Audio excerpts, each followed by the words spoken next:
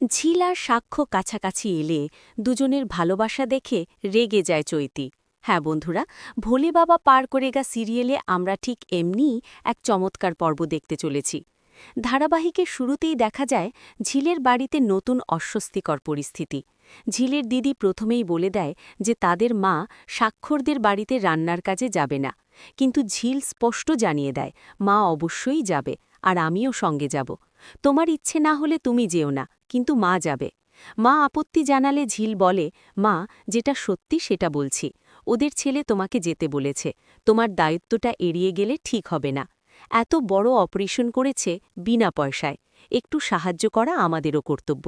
এদিকে স্বাক্ষরের মা বোঝাতে চাইলেও ঝিল নিদের মতেই অটল থাকে। পরে মা বলে, তুই কথা দিলি? ঝিল হেসে উত্তর দেয়, হ্যাঁ মা, আমি জানি তুমি না যেতে পারবে না, চল আমরা দুজনেই যাব। অন্যদিকে নার্সিংহোমে গিয়ে ঝিল জানতে পারে তার বেড রেস্ট এখনও শেষ হয়নি, কিন্তু ঝিল বলে আমাদের মতো মানুষের বেড রেস্ট মানায় না।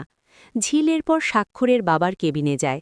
বড় মামু তাকে চাকরিটা ধরে রাখার অনুরোধ করেন, কিন্তু ঝিল জানায় কলকাতা ছেড়ে বাইরে ভালো সুযোগ খুঁজতে যায় সে। বড় মামু আবার বেতন বাড়ানোর প্রস্তাব দিলেও ঝিল স্পষ্ট জানায় দয়া চায় না, যোগ্যতার ভিত্তিতেই কাজ করব।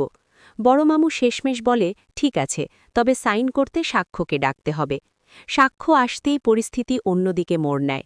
বেড রেস্ট নিয়ে মন্তব্য করায় স্বাক্ষরের বাবার সঙ্গে তার তর্ক লাগে। সাক্ষ্য বলে, আমি তার ডাক্তার, তাই বলার অধিকার আছে।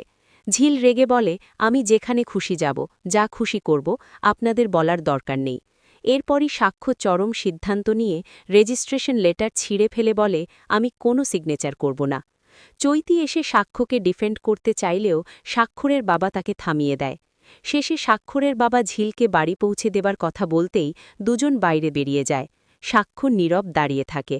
আজকের পর্ব মোটের ওপর নাটকীয় ছিল। কেমন লাগলো কমেন্টে জানাতেই ভুলবেন না।